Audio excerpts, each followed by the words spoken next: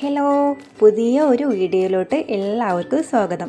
ഇന്ന് നമ്മൾ വെള്ളിയാഴ്ച സ്പെഷ്യൽ പച്ച കുരുമുളക് ഇട്ട ബീഫ് റെസിപ്പിയാണ് ഉണ്ടാക്കാൻ പോകുന്നത്.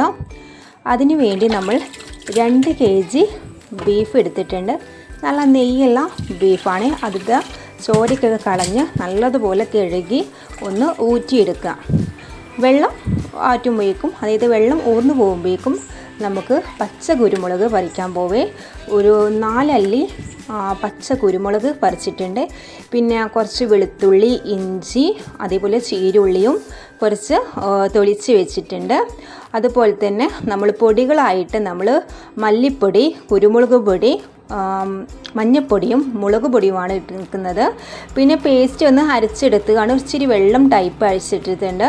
പിന്നെ 2 തക്കാളിയും 2 പച്ചമുളകും ഇച്ചിരി കറിവേപ്പിലയാണ് എടുത്തിട്ടുള്ളത്.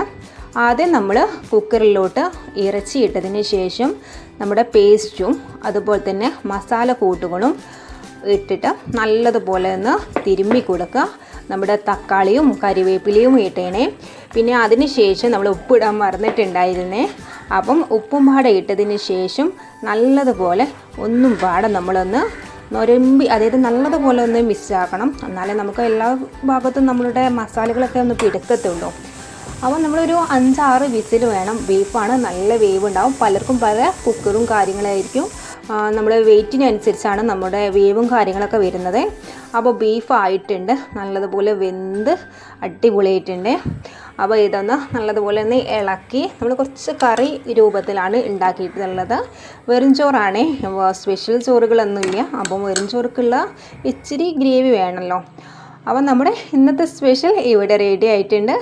അപ്പോൾ എൻ്റെ ചാനൽ ഇഷ്ടപ്പെടുന്നുണ്ട് എന്നുണ്ടെങ്കിൽ എല്ലാവരും ഒന്ന് സബ്സ്ക്രൈബ് ചെയ്ത് ഒന്ന് കൂടെ കൂട്ടണേ. Okay, thank you.